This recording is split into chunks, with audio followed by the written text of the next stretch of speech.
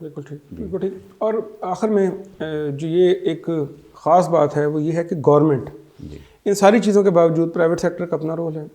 اس کا جو ہمارے آپ نے جس طرح سرمایہ دار حضرات کا بتایا، گورنمنٹ کے بارے میں آپ یہ بتائیں کہ آج ان حالات کو اگر ہم جو ہمارے پاس وسائل ہیں وہ تو سامنے ہیں، مسائل بھی سامنے ہیں، ہم ان کو اگر امپروو کرنا چاہتے ہیں، گورنمنٹ ہماری لوگوں کی مدد کیسے کر سکتی ہے؟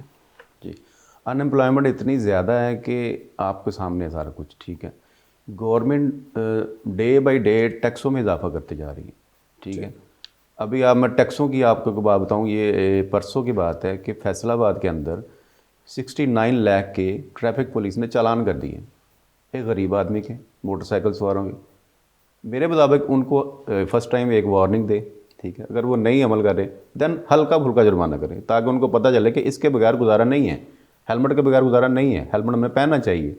ہماری یکدم اتنا زیادہ جرمانہ کر دیا. ان کو ٹارگٹ ملے ہوئے گورنمنٹ سے کہ اتنے آپ نے پر ڈے جرمانے کرنے ہیں. اب جرمانے کن کو ہو رہے ہیں؟ عام لوگوں کو، سرمایہ دار کو کچھ نہیں ہو رہا. ٹھیک ہے، نہ کوئی گاڑی وہ روکتے ہیں نہ کوئی وہ روکنے والا ہے.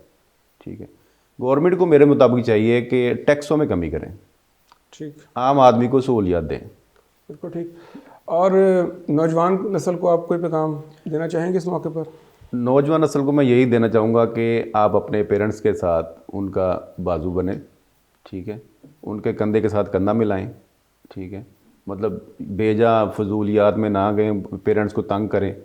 ٹھیک ہے، ان کے لیے سہولتیں پیدا کریں، محنت کریں پڑھائی میں.